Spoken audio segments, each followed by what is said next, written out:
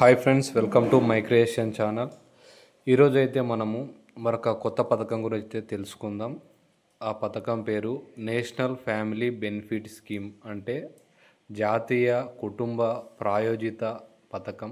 ఈ పథకము ఎవరెవరికి వర్తిస్తుంది, ఎవరెవరు ఎలిజిబుల్, అలాగే దీని అప్లికేషన్ ప్రాసెస్ ఏ విధంగా, డాక్యుమెంట్స్ ఏమేమి కావాలి. సో మనం ఇక్కడ చూసుకుంటే ముఖ్యంగా ఈ పథకము మినిస్ట్రీ ఆఫ్ రూరల్ డెవలప్మెంట్ వారు ఈ పథకంని ఆర్గనైజ్ చేస్తున్నారు. ఈ పథకంలో మన కుటుంబం పెద్ద చనిపోయినప్పుడు ఆ కుటుంబానికి ఆర్థిక సహాయం కింద వన్ టైం సెటిల్మెంట్ కింద 20,000 రూపాయలు అయితే గవర్నమెంట్ ఇవ్వడం జరుగుతుంది. అలాగే ఇది 18 సంవత్సరాల నుంచి 20 సంవత్సరాలలోపు ఉన్న వారికి అయితే ఈ పథకం వర్తిస్తుంది. ఈ స్కీమ్ గురించి మనం ఫుల్ డీటెయిల్స్ తెలుసుకుందాం. మొదటిగా మన ఛానల్ని సబ్స్క్రైబ్ చేసుకోవాలంటే సబ్స్క్రైబ్ చేయండి, లైక్ చేయండి, షేర్ చేయండి. పూర్తిగా మన వివరాలలోకి వెళ్తే, ఈ పథకము నేషనల్ ఫ్యామిలీ బెనిఫిట్ స్కీమ్ మన ఆంధ్రప్రదేశ్ రాష్ట్రంలో అయితే ఇంట్రడ్యూస్ చేయడం జరిగింది. ఈ పథకం ముఖ్య ఉద్దేశం ఏంటంటే, కుటుంబంలో ప్రధానంగా సంపాదించే వ్యక్తి మరణించినప్పుడు ఈ పథకానికి అర్హులవుతారు.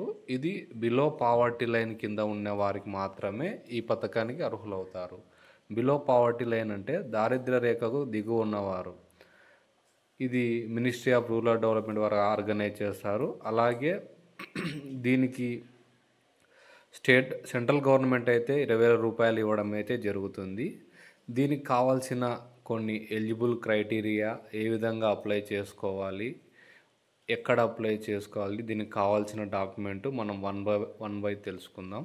ముఖ్యంగా ఈ పథకాన్ని అప్లై చేసుకోవాల్సిన డాక్యుమెంట్స్ ఏంటంటే death certificate, proof identity, proof address, అలాగే ration card, family member certificate. ఈ డాక్యుమెంట్స్ అయితే కావాలి. నెక్స్ట్ వచ్చేసి పాస్పోర్ట్ సైజ్ ఫోటో. ఇప్పుడు మనం ఈ పథకం గురించి అర్హత ప్రమాణాలు అయితే తెలుసుకుందాం. బిలో పావర్టీ లైన్ కింద అయితే ఉండాలి. మరణించిన వ్యక్తి ప్రధాన ఆదాయ వనరుగా ఉండాలి, అంటే ఇతను కుటుంబంలో మొదటిగా సంపాదించే వ్యక్తి అయి ఉండాలి.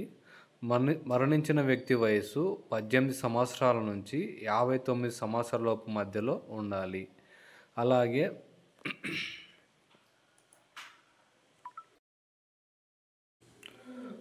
మరి ముఖ్యంగా ఇక్కడ చనిపోయిన వ్యక్తి కట్ ఆఫ్ డేట్ అనేది మనం ఇక్కడ చూసుకుంటే 12వ తేదీ 4వ నెల 2017 తర్వాత చనిపోయిన వ్యక్తి అయి ఉండాలి. అంటే ఈ కట్ ఆఫ్ డేట్ తర్వాత మాత్రమే మనకు ఈ స్కీమ్ కనుక ఎలిజిబుల్ అవుతారు. అలాగే 4th పాయింట్ చూసుకుంటే సంవత్సరం ఆదాయం వచ్చేసి 60,000 లోపు మాత్రమే ఉండాలి.